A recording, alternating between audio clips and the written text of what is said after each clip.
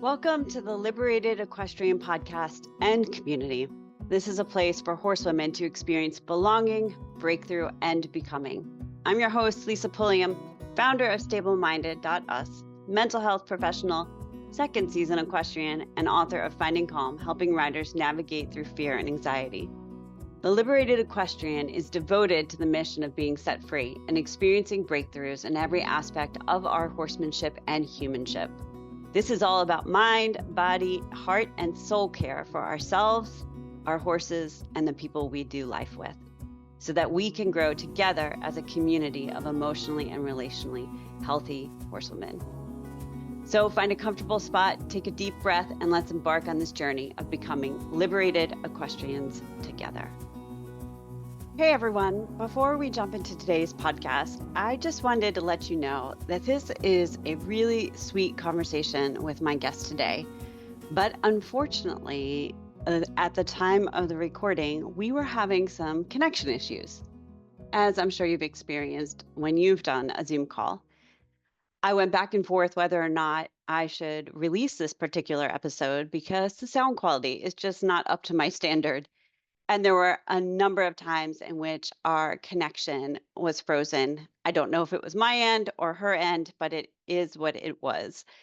And so I've decided after much reflection that what we share is too valuable to discount just based on audio quality. So if this is an episode that irritates you because of the sound, I get it. Feel free to just read the blog post overview and check out Sandy Hart-Long and all that she has to offer you. If this is an episode that you could kind of grin and bear through it in terms of sound quality, I really do hope that you enjoy what we have to share. So without any further ado, jump into today's episode with me and Sandy Hart-Long. Excited to welcome to the podcast today, Sandy Hart-Long. She is the president and owner of FICS. For over 20 years, she has personally advised hundreds of clients on arena construction, footing selection, and arena maintenance, ranging from backyard enthusiasts and beginner riders to large-scale commercial facilities and Olympic champions. Sandy has been riding both competitively and recreationally for over 40 years in a variety of disciplines, recently earning her USDF bronze medal. In her spare time, Sandy enjoys riding, surfing, rock climbing, and working around the farm. So I had the privilege of meeting Sandy at the Horse World Expo, which you heard me talk about before. And I've invited her to join us today to share her experience in the horse world as well as her profession. So I would love if you just kind of kick us off and help us understand what it is that you're doing in the equestrian industry. I think that would be a great start. Yeah, so my business, it started as a family business. My dad started it over 30 years ago. Started out doing fly spray systems for barns, so we still do that. But over time, it's kind of branched out into other services for horse facilities. And like you said, it's, a lot private customers, backyard, old horses, little ponies, pets, whatever. And then we have a lot of clients that are really high end, international competitors. So we kind of do whatever they need. Mostly it's with arenas. That's my specialty. That's my passion. And then also a handful of things for barns, like the fly spray systems. We do some other things for barns as well. But footing, building outdoor arenas, doing the footing, the base work, augmenting, helping with maintenance. That's my passion. That's my niche. That's what I do. So it's different. It's a little strange. Even half of our clients are like, "What? We don't quite understand your, it's not a traditional business model, but it's just sort of evolved, and it works. It works for me and it works for my clients." So that's what we do. Well, I definitely want to dig into that a little more because I imagine the industry is dominated in terms of the labor and Sure. the construction work of it, and the female clientele. Yeah. Equestrians tend to be predominantly females, except Yeah. at the really high levels. So I wanna dig into that because I think you're going to be able to provide some insight in terms of communication and Sure. connection. But before we go there, kind of go back a little bit to Yeah. what led you into the equestrian world from the earliest age up until now. Like, what was your journey like as a Just horsewoman? being a little girl that fell in love with ponies. We kind of always joke that's why we're in business, because a lot of little girls like ponies, and if they do, they're going to keep doing it no matter what. So yeah, I just kind of started riding as a kid, in summer camp, and fell in love with it and kept going with it. Got my first pony and took lessons and just kind of kept going. So it's definitely been a while. I've done just about all the disciplines, I think. A little bit here and there, nothing too much. Dressage was my most recent kind of focus, I would say. But now, just with life and everything else, my guys are older and they're mostly retired, and I pretty much trail ride every once in a while when I can. But that's okay. Life has changed for me in a lot of ways. I have a daughter who's going off to college, and so the past few years have been, focused around that and her high school career. And yeah, that's that you mentioned earlier. That's how I kind of got into surfing and rock climbing, which I never thought I would do, but that's become something that I enjoy. That it's nice for me to have something separate from horses, just because it is, my work. It is a passion, but it's also my work and my career. So it is nice to have something that's a little different. Yeah. But Yeah. yeah. And so Yeah. you have one daughter at home. Any other children? Just her? Yeah, so my daughter used to ride. Okay. She rode as well. She mostly did hunters, and she competed in that. And it was right around COVID, actually, that we kind of had to take a break. Both of us had to take a break. And she was also getting ready to go into high school at that point. She got more involved in youth sports, and we just sort of took a step back with COVID, and sort of went in a different direction with riding. And like I said, she kind of outgrew her pony, and my guys were getting older, and it was just, but it's funny. She and I have talked, she said she misses it sometimes. But I said, horses is something that you can kind of always come back to. I had a talk to a client yesterday who's gearing up for she just had her mother's, century ride with her horse. So, it's something that you can sort of put it down for a while and come back to it in a different stage of your life and go in a different direction with it. Whereas, high school and youth sports and that sort of thing, especially for women, that's pretty limited. Yeah. So, we talked about it, and I tried to encourage her to just work on what she needs to now, and not regret it too much, but realize she can always come back to it. Yeah. So I think it's such an interesting perspective, because once a horsewoman, always a horsewoman. Or I just had a client yesterday say, like, well, she doesn't feel like a legit equestrian. I'm like, you just competed in a show over the weekend. What are you talking about? Right. And she was judging herself based on her riding ability, right? But I've heard other people, and my daughter was one of them, trying to wrestle through, am I still an equestrian even if I'm not riding? Yeah.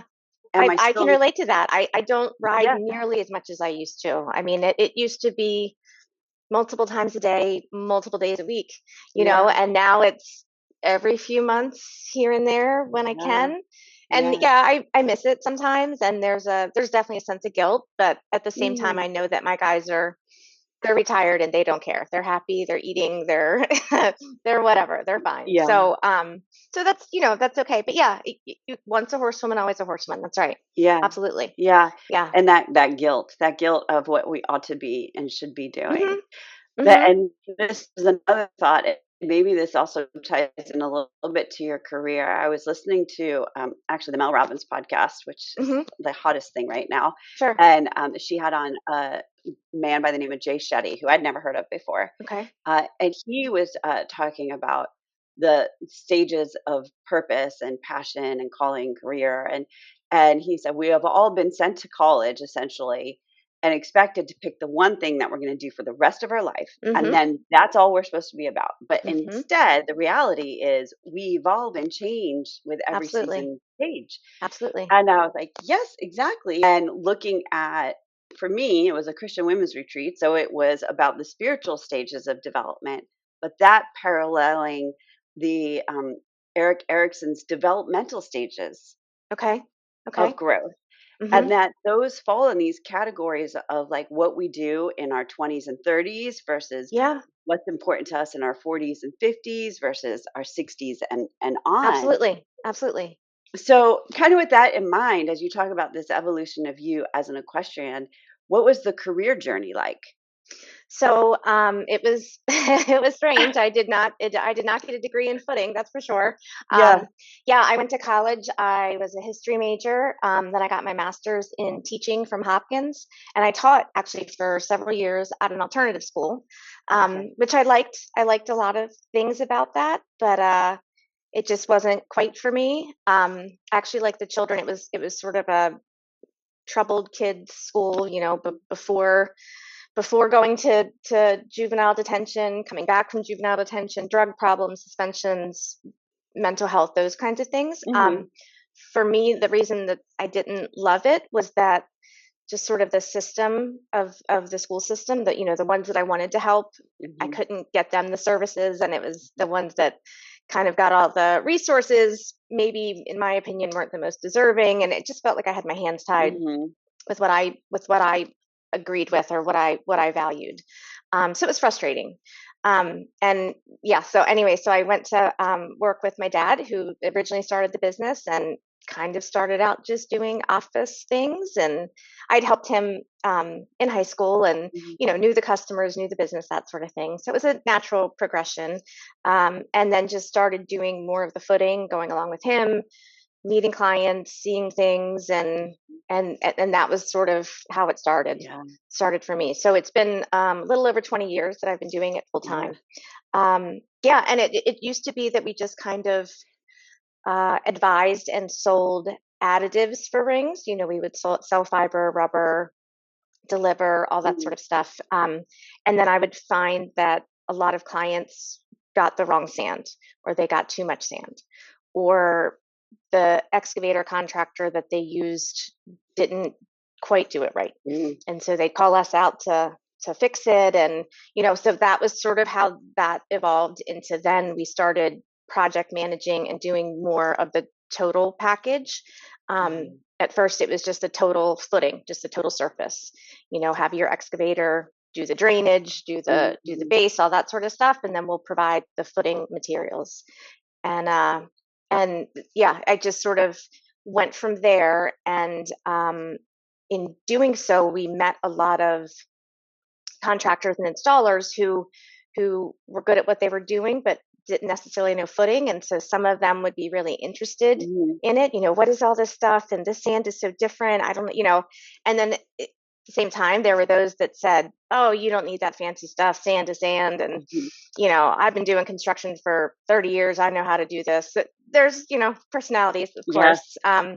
But yeah, like you kind of mentioned earlier, that was sort of where I guess I just unintentionally started to realize that there was a need for kind of bridging that gap between the construction world and the rider.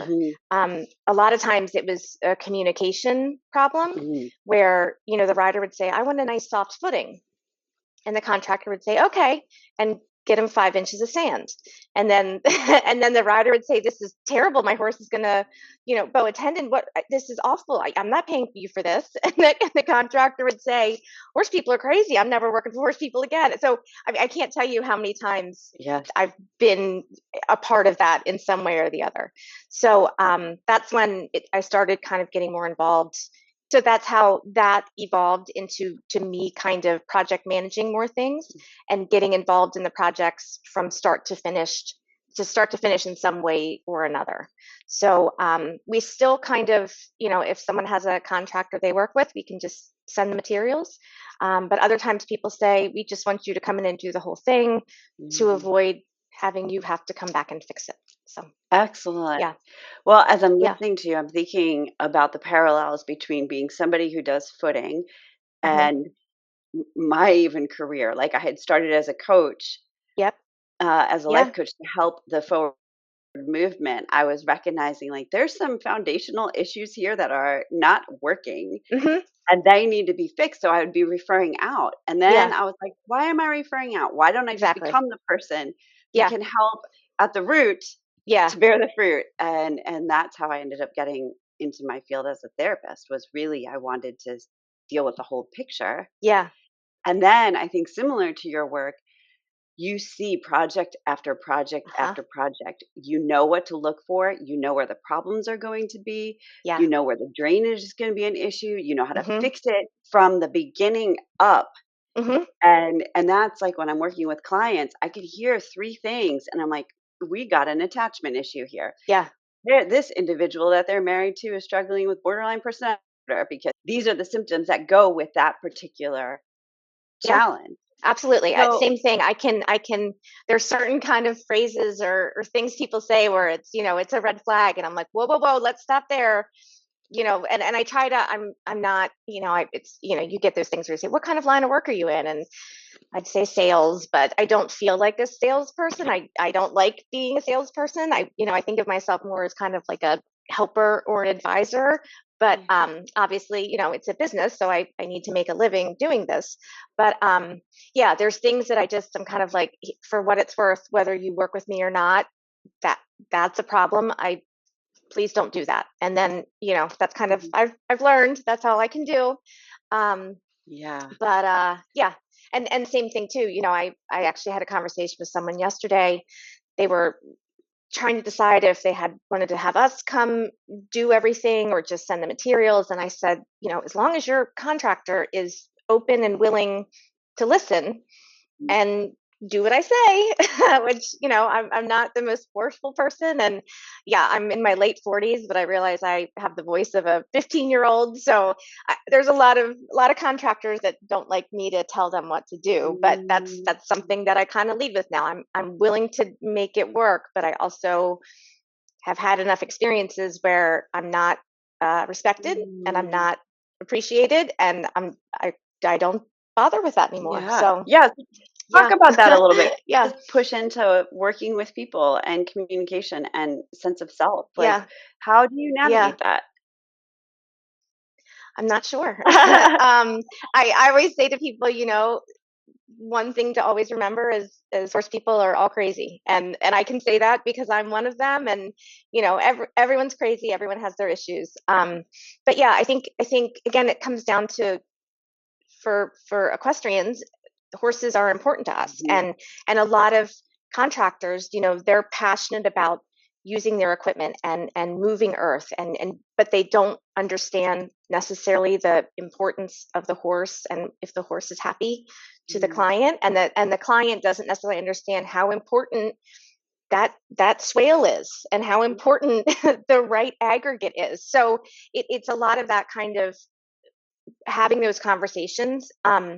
And I've gotten much better, I'd like to think, at being assertive and just being direct and saying, this is what we're doing, this is how I do things, and if you don't want to do it that way, that's fine, but I don't compromise what I believe in anymore, because it, to make someone else happy, that doesn't work. So, and that's not even a career thing, that's just a life thing that I've figured out.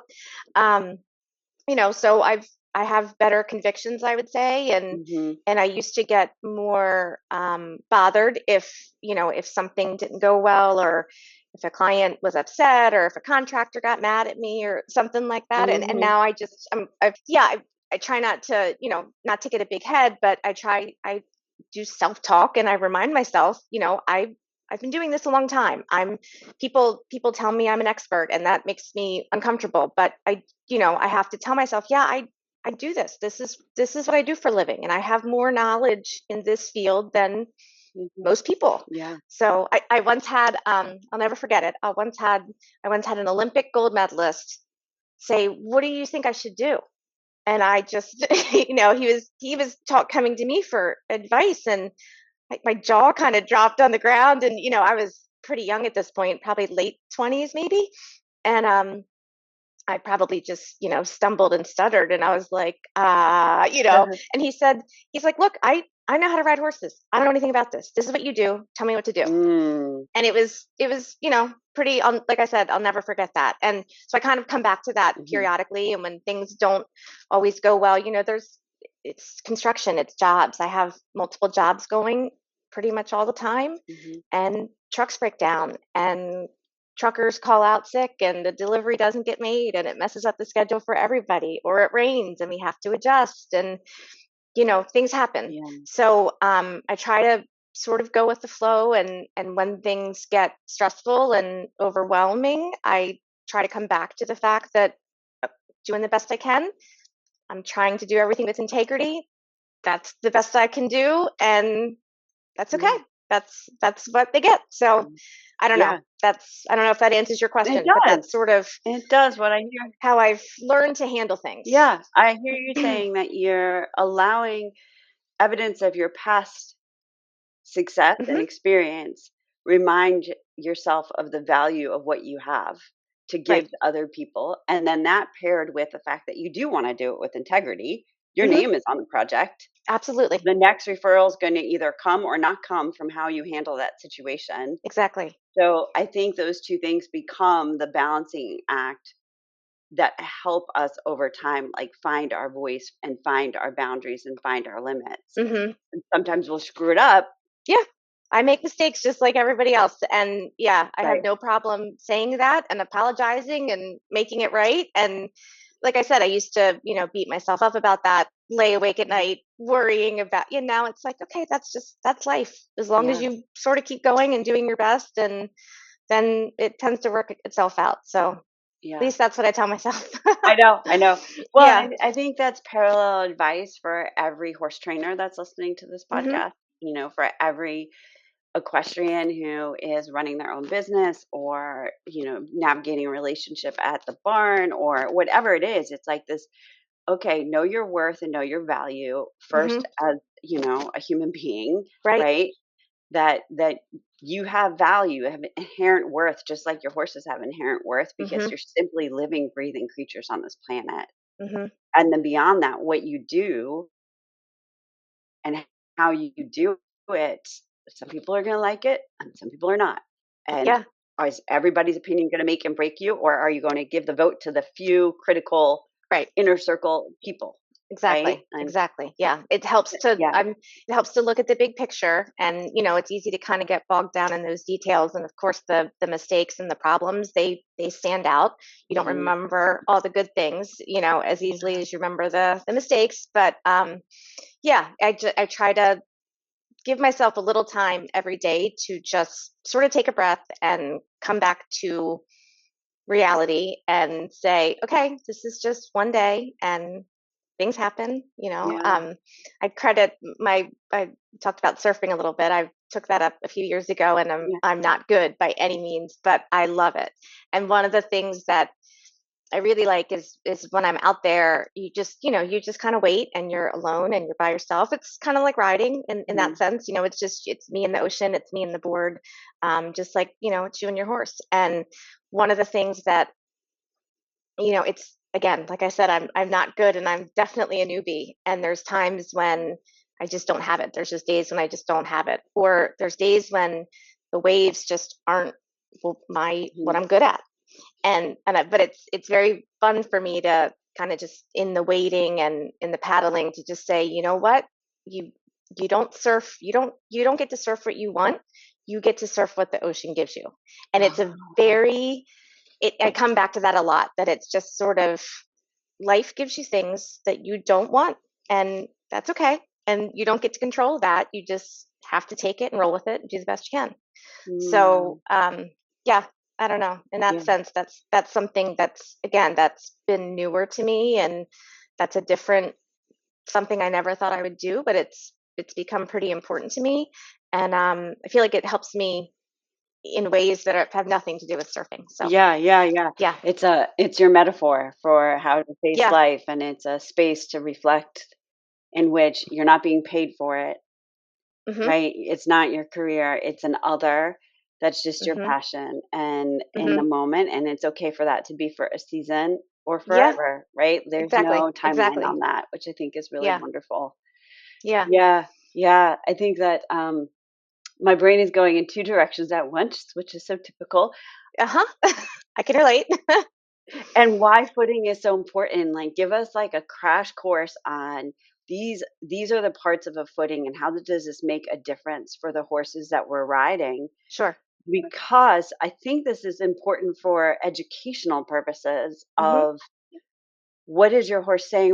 I'm thinking about it. If we back up a second, you know, I see equestrian women who come to me Hmm. because they're having trouble somehow. They're having some sort of like, I'm not able to ride my horse. I don't know if this is the right fit. My trainer's unhappy with me. I thought this was going to turn out this way, but it's going this way instead. Hmm. And when I listen to them, I'm listening for what's going on in their mindset Hmm.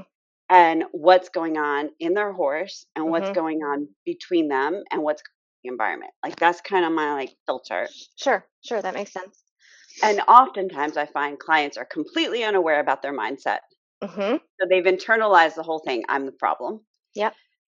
2, they haven't taken in the factor of what's happening in the environment, which I would see as footing could be impacting Possibly. an Absolutely. experience. Absolutely. Um, and they're not taking into account how the horse's body is physically responding to the Hmm. mental and the environmental Sure. and their internal physical. And I think about the footings I've ridden in. I've ridden in like rubber sand arenas. Hmm. I've ridden in full sand arenas. Hmm. I've ridden out on pastures, right? Hmm. And the horse moves differently in each of Sure. those things. And if you give them the like it reveals where they're most comfortable. Hmm. And Yeah. oftentimes, I think where we're riding them, especially in an arena setting, is on on the track or across the diagonals in places where the footing has been most beaten down. Sure. Absolutely. Yeah. So, No, I mean, obviously, footing's my passion. It's a little weird, but it's what I do, and I love to talk about it. One of the things that I love to hear is clients tell me after we've done something, they just say the horses are so much happier. And it's kind of silly that footing makes other people happy besides me, but I think a lot of it comes down to if it's not a problem, then it's better. So when the footing is a problem, either the horse is concerned and nervous about it, or the rider is distracted about it or upset about it. When it's good, when it's decent, it kind of goes out of the equation, and it's one less thing to worry about, both for the rider and for the mhm, horse. um, if a horse is, especially at the higher levels, if you're asking a horse to work and to use its body in a way that's difficult or that they don't understand, and they're trying to do higher movements, and they're concerned that the footing is going to slide, or that they're going to get through it and get stuck, or that it's going to be hard and every time they take a step it's going to hurt, that's going to impact the riding.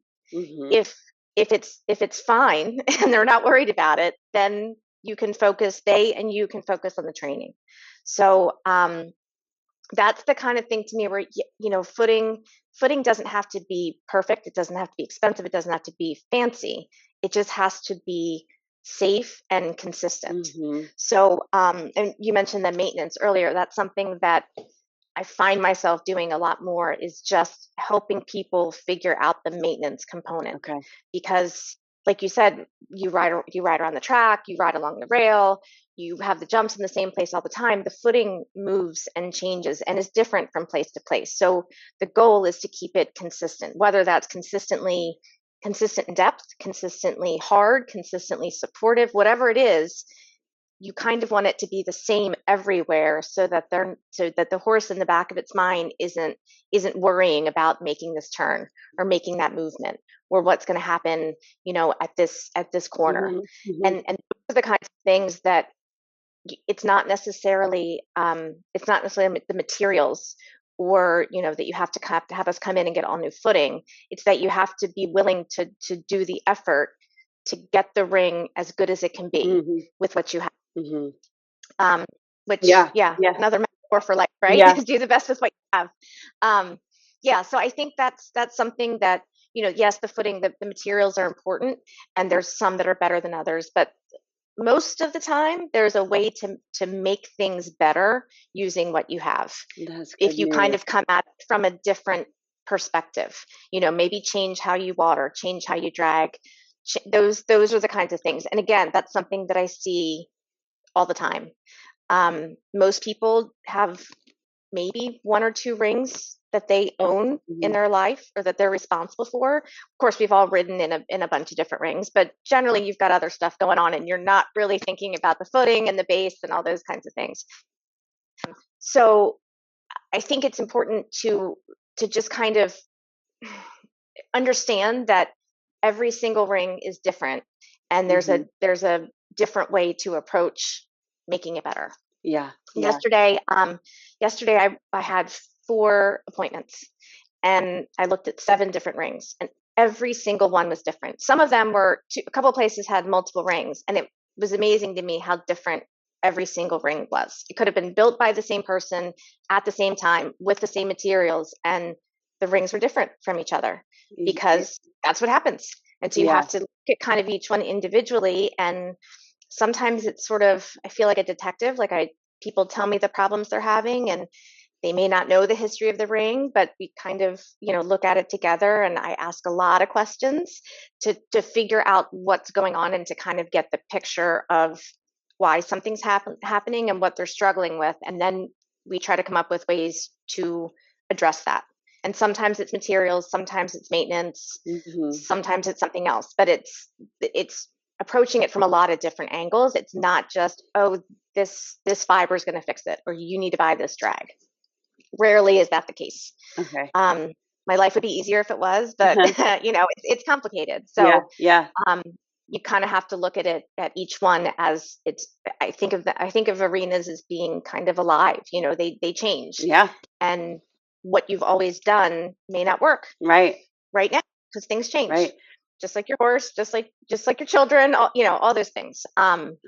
Anyway, that's sort of how I see rings, and most of us are in the horse industry as equestrians to ride, and we fox hunt and trail ride, but a lot of the riding is in the rings. And if the ring isn't helping you, then it's hurting you. Yeah. So I kind of try to help people, figure out how to make the best of their ring so that it works for them. Right. And that's something too. I have a lot of clients that they ride with a high-end trainer, and they board their horse somewhere, or they show a lot, and then they want to bring their horse home and build a ring at home, and they want a certain footing.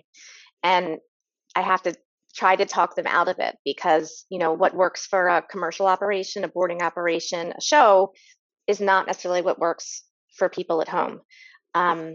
Most of my clients that have private rings at home, they work and they have very little time. And, I say, unless you have a maintenance crew that's there to get your ring ready all the time, this might not be the footing for you. You want something easy because you work and you come home at the end of the day, and in the wintertime, you don't have much daylight. So we need to make it easy. That's sort of the goal with some clients, not the price tag, if you're a high-end trainer and you need to attract clients, you need to go with a higher end footing to have that look.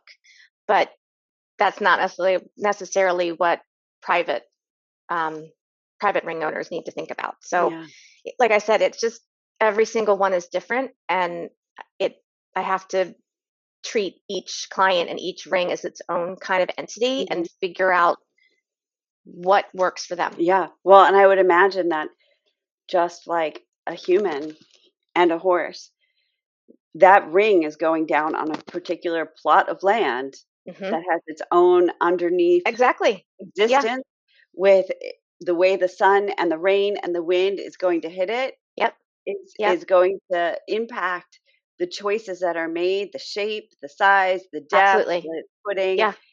How it's treated is the same way. And honestly, that's the same thing for every human. Our environment, the family dynamic that we're in, where we're working, who we are. Yes, we take who we are with us wherever we go, but we're also so deeply shaped by what is happening in the environments that we find ourselves in, and our horses too. Right. It's all of that. Exactly. Yeah. And the adjustment period, I would imagine with a footing, there's a period of time in which that footing is going to be settling. Absolutely. Yeah. There's a break-in period, and then there's a degrading period. And if you have 30 horses on it a day, it's going to change more rapidly than if you ride one horse once a week, and even certainly outdoors are more exposed to the elements and water and wind and sun and trees and all that. But even indoor arenas and covered rings, they kind of develop problem spots. And a lot of times it's due either, to dragging patterns or watering patterns, or sometimes it's just where the door is or where the sunlight comes in. And this door is always open or this window is always open. And so if the morning sun comes in that window every single day and shines in one spot, it's going to be drier there than everywhere else. And that's going to be a different consistency. And you have to water that a little bit more, or you have to drag differently through there. So sometimes it's very specific and kind of nitpicky. And then other times it's 10 different factors that all contribute to what the issue is. So that's, again, where it comes back to me asking questions and just looking at what I see and going off what I've seen in the past, and then trying to figure out what's happening and how to address it. Those could be the words of a mental health therapist. So interesting. Yep. I've never thought of it. Yeah. In the parallels. It's entertaining to me. I don't know if it's entertaining to anybody else. No, it is, absolutely. And, I mentioned that I used to be a teacher. I find I do like to, I have a lot of information that most people don't have about rings. And I do like to help educate people on why it's happening. Like I said, I'm not there to sell them a product. I'm there to help them understand what's happening, why it's happening, and then teach them how to correct it as best they can. Right. And just be aware of what's going on. Knowledge is power. So it's just, to me, sometimes to me, I'm like, oh, this is exactly what's happening. Boop, boop, do this, you fix it. And they're just like, I never would have thought of that in a million years.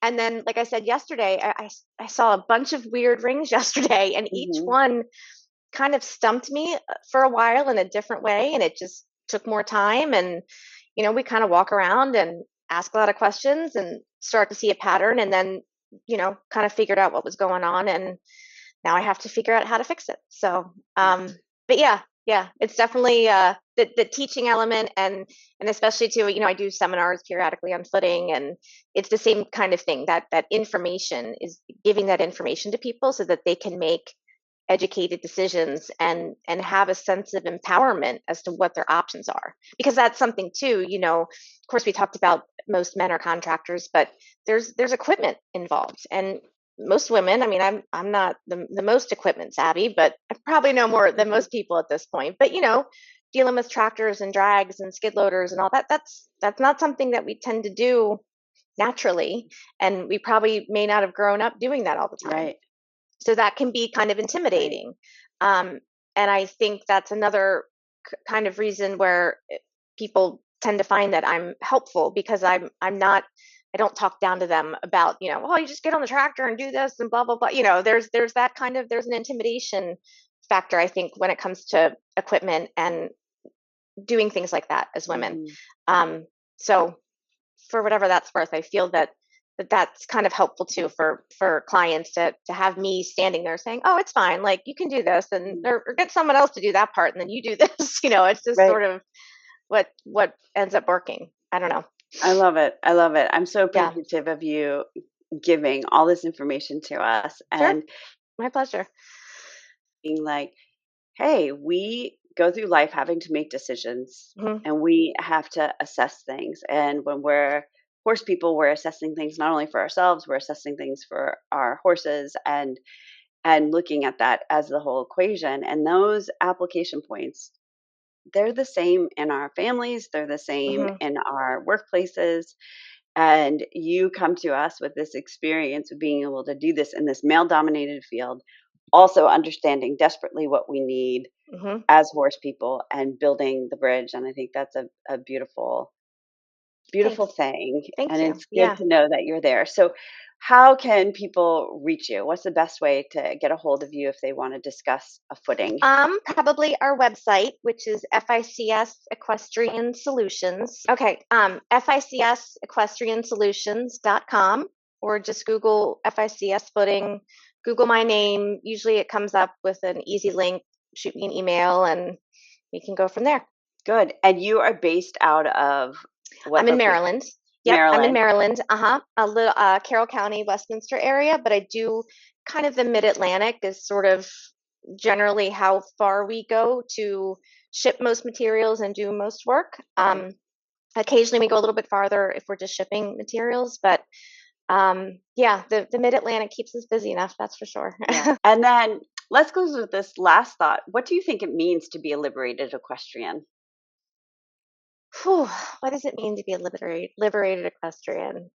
I guess it would just, for me, it means doing what works for you, doing what makes you happy, and not worrying about how you compare to others and how your horse compares to others. If it doesn't make you happy, there's no point in doing it. So to be a liberated equestrian, it means, to me, being comfortable with who you are and enjoying whatever relationship you have with your horse, whatever that is, and however it changes. Yeah. And yours has certainly changed over the seasons and stages of your life. And so Yeah. I think we might have to have you come back to talk about what that's like to Sure. navigate the changes in the disciplines and the changes in the horse stages Yeah. that we go through, and I'd be just happy kind of to. dig into that little heartbeat for our fellow equestrians. Yeah. One of the things I find that is different than most equestrians with what I do is I deal with pretty much all different disciplines. So it's amazing to me how sometimes I'll have two clients right next door to each other. One does hunters, one does dressage. They don't talk. They don't know each other. They don't have the same farrier. They don't have the same vet. Nothing. There's no over, and they're literal neighbors. Oh my And so, goodness. I get to kind of see, and I get to go in so many different barns, and just see how different things operate. And there's certainly some universal things that are one barn to the other, and then there's clearly differences among the disciplines. But that's one thing that I find is pretty unique to what I do in the horse world, is that I have so much crossover in the different disciplines that a lot of equestrian professionals don't have. Yeah.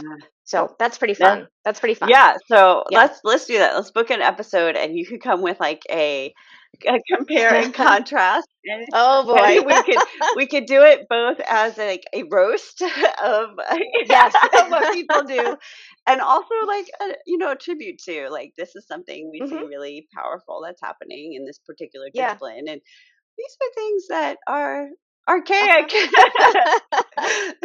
Ready for some transformation. I think that would be entertaining. Yeah, absolutely. Yeah. Well, thank you, Sandy, for joining us on today's Liberated Equestrian podcast. And I look forward to hearing more from you when we connect next time. Sounds good. Thank you. Right, thank you. Thank you for tuning in to the Liberated Equestrian podcast. I'm so grateful to have you as a part of this community. If you loved today's episode, make sure to subscribe, leave a review, and share it with your fellow equestrians. For more information and ongoing support, visit theliberatedequestrian.us, where you'll find show notes and resources to help you become a liberated equestrian. The Liberated Equestrian podcast is intended for informational and educational purposes only. The content shared in each episode, including discussions, interviews, and advice, reflects the personal opinions and professional insights of the host and guest. The information provided on this podcast is not a substitute for professional mental health care, counseling, or therapy. Listeners should consult a licensed healthcare professional for specific advice regarding their personal situations. Reliance on any information provided by this podcast is solely at the listener's discretion and risk. While every effort is made to provide accurate and up-to-date information, neither Lisa Pulliam nor the Liberated Equestrian podcast assumes any responsibilities for errors, omissions, or outcomes resulting from the use of this information. By listening to this podcast, you agree that neither the host, guest, or affiliated party shall be held liable for any damages, loss, or harm arising from the use or misuse of the information presented. If you are experiencing a mental health emergency, please seek immediate assistance from a qualified healthcare provider or call your emergency services in your area. Thank you for listening to the Liberated Equestrian podcast.